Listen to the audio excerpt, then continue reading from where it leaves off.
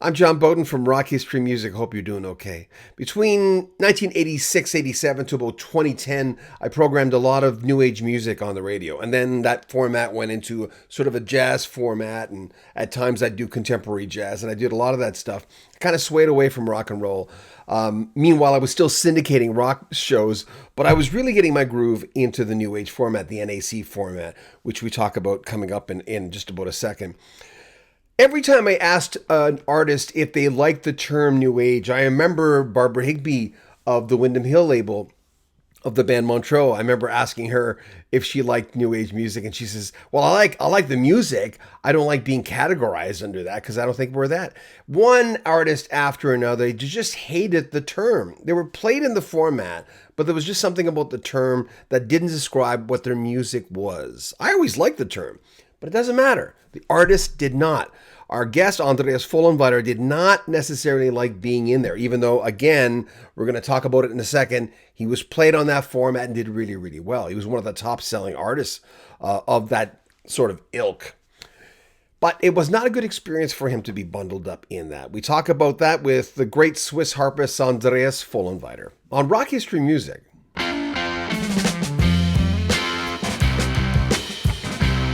In early 1987, just as the New Age music movement was beginning to swell thanks to stations like The Wave in Los Angeles, WNUA in Chicago, KKSF in San Francisco, there were stations in Toronto and Edmonton in Canada also going crazy on this format. There was a Swiss harpist named Andreas Vollenweider arriving like a quiet storm, with long curly rock star hair and an instrument rarely seen outside of classical halls. Vollenweider didn't look like his musical peers, and he certainly didn't sound like them either. Though often labeled as New Age, a term that he did not like, Vollenweider carved out his own genre, melding elements of world music, jazz, there was ambient textures. Some even said they heard progressive rock in what he was doing. He put it all together and called it his own. His breakthrough came with Behind the Gardens, Behind the Walls, Under the Tree in 1981, an atmospheric transformative journey that introduced his electrified harp to global ears. That was followed by Caverna Magica in 1982, which leaned deeper into sonic storytelling with nature sounds, layered instrumentation, and a very immersive feel. White Winds came out in 1984, solidified his status as a pioneer, bringing a cinematic scope to his compositions. But it was 1986's Down to the Moon that became a landmark. The album won a Grammy Award and helped define the sound of New Age radio. Sure, the biggest label was easily Windham Hill Records. There was Narada, Higher Octave, but it was this harpist on CBS Records that created the real soaring, serene, complex sound. He was no ambient wallpaper. Vollenweider's compositions danced with the spirit of prog rock, echoing the complexity of Genesis or Yes, but in a more meditative shell. He used odd time signatures, unconventional instruments, and a deep sense of theme that gave his albums a narrative arc rarely seen in that genre. Dancing with the Lion came out in 1989, pushing him further into collaborative territory, incorporating a broader global influence with artists from around the world. It showed his hunger for experimentation hadn't waned. Vollenweider's music inspired everyone from ambient producers to progressive musicians and film scores, looking to merge nature and a magical atmospheric narrative. More than just a harpist, Andreas Vollenweider was a sonic architect. He played multiple instruments. He's a man who opened a new path for instrumental music, and in the process, made the harp incredibly cool for a whole new generation. While he may have bristled at the New Age label, there's no denying he helped define it and transcend it and go well beyond it. How did you take that format? I mean, all of it, Down to the Moon did incredibly well. A new audience was, but how did you look at, I mean, I know you called your music old age because there's so many leanings to traditional music. How did you look at that format? Well, it was such a pleasant experience to be categorized in any category, because we felt free with what we've been doing, was especially coming from the 70s, where freedom was the essence of what we were after. And it was hindering. It was hindering because it excluded a lot of people. Because we had a large audience around the world. We have already sold millions of albums before this term came up. And when I looked at the audience in the concerts, I could see young people, I could see children, I could see grandparents, I could see someone who was obviously into heavy metal, and so forth. It was such a wonderful variety of people. And when this term came up, New Age, many people thought, well, that's nothing for me. That's a synthesizer, hour-long synthesizer. That's all artificial, and that's nothing for me. And that was actually a bit annoying. That to put it mildly, it has been extremely nerve-wracking because we loved that variety, and I mean, it didn't completely go away. And still today, we have a really wonderful variety of people in the audience. But for a while, it was somehow it was a bit of a hindering factor. How many times have people butchered your name? Oh, people were very creative. They didn't really get it. I was so surprised. We all were surprised that we got as far as we did with this name, because it was very difficult for people in the beginning to pronounce the name. But fortunately, it hasn't hindered them from listening to the music.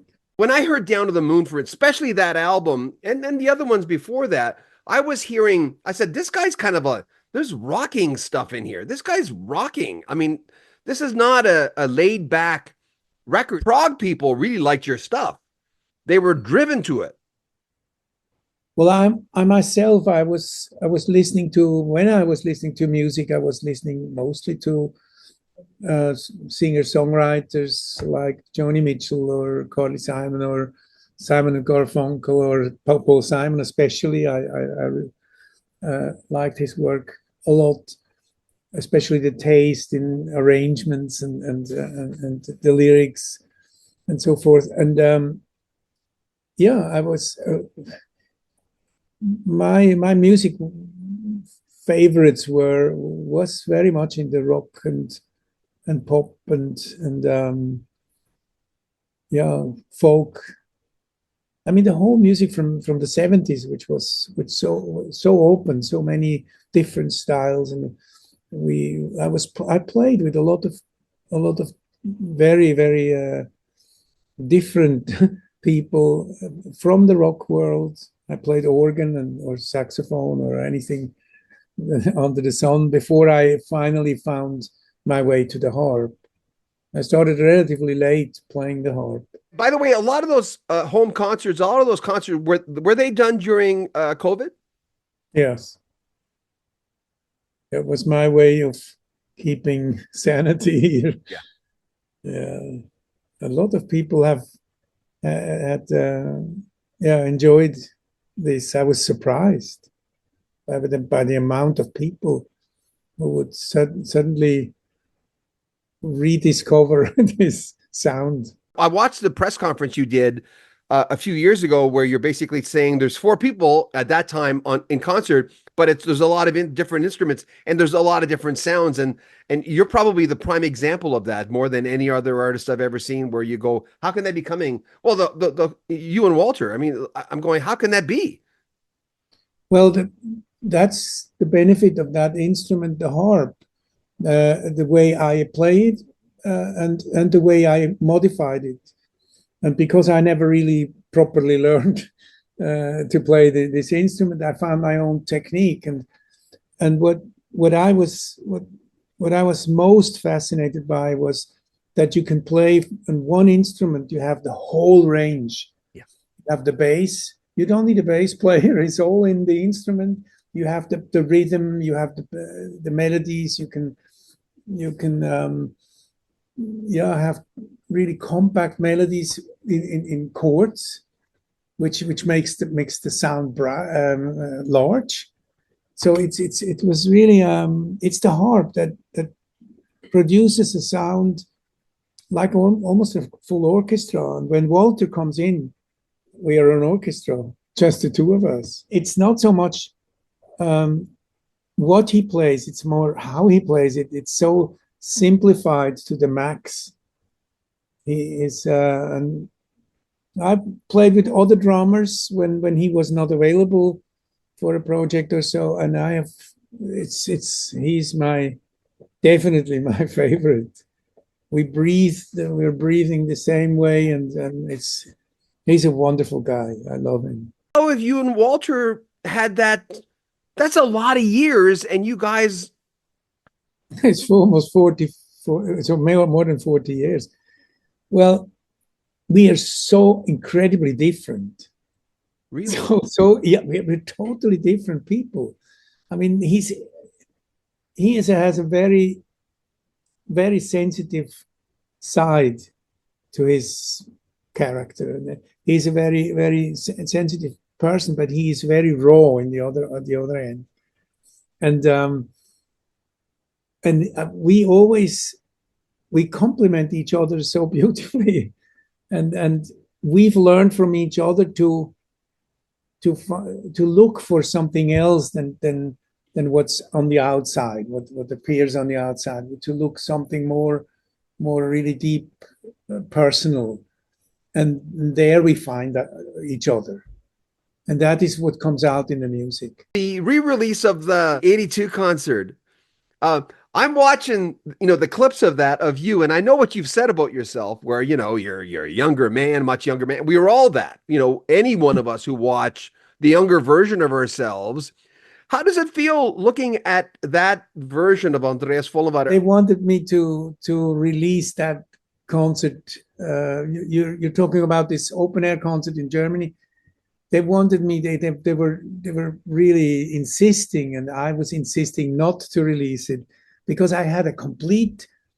I remembered it in a very different way. I wasn't sure whether this was okay, and I just never wanted to release it.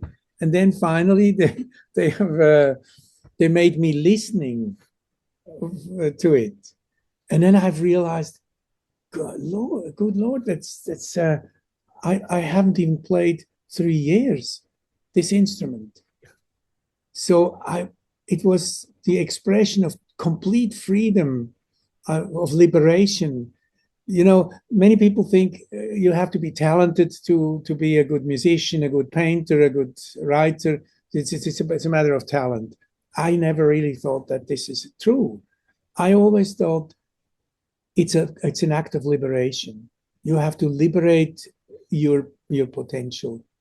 Everyone has, and you have to find it, and you have to liberate it, and you have to not give a damn shit about what anyone else tells you.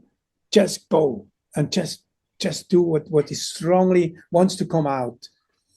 And I really must say, when I listen to it, some of it I'm not sure if I can still play that today. Because it just has come out. And the same way with Walter and Pedro, the percussionist at that time. We were three just with this original band. We were these three guys being extremely ignorant in a good way, I think. We just did what we loved doing. You had said before that Caverna, Magica, when that happened, Behind the Garden was one thing, but by '82, you had said that things really started taking off, right? I think that's, Behind the Gardens, we all were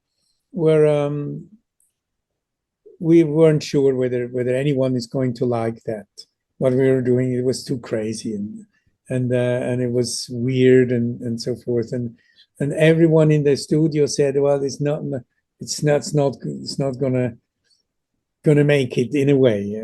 We were practically sure that it would be a super niche, and then we were surprised overnight, and going into the second album production, Caverna Magica, we were highly motivated because we've been proven wrong, and in such a good and such an enormously harmonious and wonderful flowing way, that was the biggest gift, the most wonderful gift to know it works. And all the years, the coming years, have benefited from that moment when we became quite certain it works, and not just it works the way we have hoped it would. And that was so, I mean, what more wonderful experience can you have as a creative person? I was interviewed by a magazine a couple of weeks ago, and they asked me, they said, "What's the magical moments that you've had in radio?" Typical question. I said, "Well, I've never," and I mentioned you. I said, "I've never been asked in my life other than one artist, you, uh, can you play the whole album?" I never played one of your tracks. I get an album and I'd play, in From Down to the Moon, The Secret, The Candle in Love. That was one of the most popular songs I've ever played in the format. When we did this music, it was a storytelling process, and I always wanted to. That's if somebody asks me what is my profession, I say I'm a storyteller, and I just use music mostly. And yeah, the storytelling is a thread that you follow, and you just you have to, yeah, in a way, seduce people to follow you through this uh, Journey. and yeah, through the journey. And this is a bit unfortunate today because it's so different in that respect, that the attention span is so short, has become so short. And I had just recently had this incredible experience. We played in Amsterdam after 30 years of not having played there. And it was full, it was packed, it was sold out a long time before. I was, how would they remember music after such a long time? And what was wonderful to see in these times where everything is short, and I don't have time, I need to go on, I have an appointment and stuff. People were sitting 2 hours. It was a 2 hour concert. And for more than 10 minutes after the show, we had the lights were on, and we were off stage. We were looking into the audience. They were still there for more than 10 minutes. They didn't want to leave because there was such an enormous feeling of unity and feeling of timelessness and feeling of family, of being together. Such a wonderful, in such a harmonious way that they just didn't want to leave. And that is so wonderful. I mean, I will never forget these moments. It happened in earlier years when storytelling and longer concerts and longer pieces were normal. That happened a lot, if not always, even. But since quite some time, this is such a precious experience, a different experience than usually concerts are. People come, they go. It's enormous. It was enormous. Outside of an Elton John concert, which was ridiculous because I'm such a big Elton John fan. So they said, "We can't get you tickets." I'm going, "You're the number one station in the city." They said, "Well, we couldn't get you tickets. Can you stand outside with a microphone and interview people coming out?" I said, "No problem." I knew what was going to happen. You were going to get a lot of you're going to get the diehard fans who would know Elderberry Wine from Don't Shoot Me, which should have been a hit single but wasn't. All those songs, you're going to get those diehard fans. And then you're going to get the people who are, and there's nothing wrong with them, Evelyn Everybody, Joe Lunchbucket, they know Daniel, they know Goodbye Yellow Brick Road. They don't let the sun go down. I mean, one thing and that's what happened. The majority just said the hits, and that was it, because that's what he plays for the most part. One thing I found with this format of whatever you want to call it, because I've I met Will Ackerman and all those guys, and I found that people listen to albums with this format, well, especially with your stuff, because it was such a journey. But people would sit down and listen to the whole album. They knew the Yeah. album as a piece more Mhm. than what NAC radio would play, which was, a typical song, which I never did. That's I think that says something about the journey of, and you were one of the, probably to me the best at doing that, of creating a mood, which was the format, which what the format was trying to do anyway, creating a mood for people to sit down and contemplate or do whatever they want by Mm. themselves a lot of times. But for you, that was just instinctual, right? You were just doing your thing, right? Maybe it is also to a certain degree because of my upbringing. I've been introduced to classical music, symphonic classical music. I loved it. I lived in it. Yeah. It's just also about storytelling. And I remember um, once my father brought an album, uh, and I really saw the music. I saw the scenery behind the music. I was about 8 or 9, Yeah. and I was commenting everything. And my father was completely shocked about what I have seen there because I didn't know the story behind that. I just remember that it was very sad. It was a very sad piece of music, and a singer, a tenor, was singing, and I wouldn't understand the words, but I knew he was singing about a man who is so sad that he want to end his life, and he was walking. He was singing. That's what I've later have learned. My father told me he was singing about this man who was walking into the high grass, the tall grass, and disappeared in the grass. And I was so touched by this story which I didn't understand. It was the music that has communicated that story to me, and I really got it. And later, much later, I had this extremely wonderful experience. I was working with Ladysmith Black Mambazo from South Africa, the choir, and I wrote a piece that I thought they could do some lyrics for, and I made a demo cassette. I wrote my thoughts, put them down on paper, my thoughts about this piece and so forth. And I thought my thoughts were, it's about promise.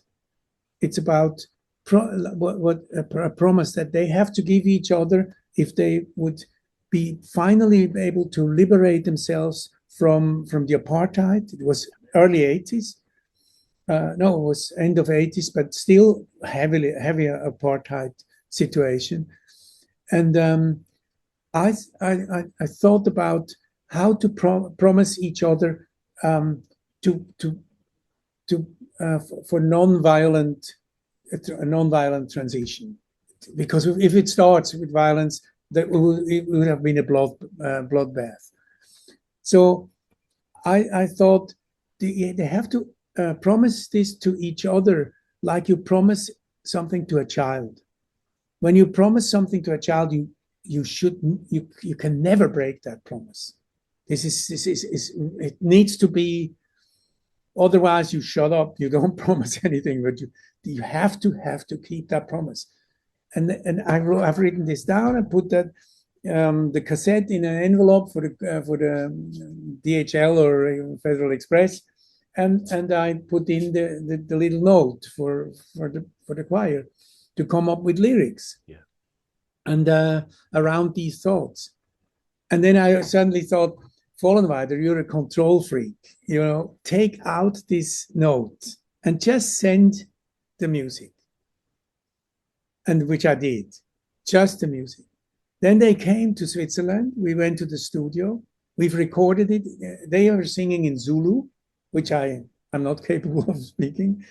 And then when we were finished, we played it twice. And then we went into the control room, listening to the music. And I asked Joseph Shabalala, the leader of the choir, what are your words? It couldn't have been more perfect. It was about promise, and about the intensity of the promise, about the nonviolence. It was practically what I've written down, and it wasn't in there, you know. So this is why, and plus this experience with my father, communication with someone who cannot communicate except with music. This is no doubt for me that music is the most differentiated and most sensitive way of communicating. Remember, if you want to support the channel, you can make a PayPal donation. There's a link at the very top of the description. Also, we have hundreds of video clips on our Patreon that have not seen the light of day on YouTube yet. We haven't put them up. So you can get easy access to a lot of great interviews. If you join our Patreon, it's just $6 and something. And or buy a t-shirt, a cap, or a jacket with Rock History Music on there. The links are all in the description. Make sure when you subscribe to our channel, you click the bell notification so you don't miss anything. Hopefully you won't miss anything. YouTube's been a little wanky lately. Also, like our videos, comment on them, and share them on social media. I'm John Bowden. This is Rock History Music. Take care.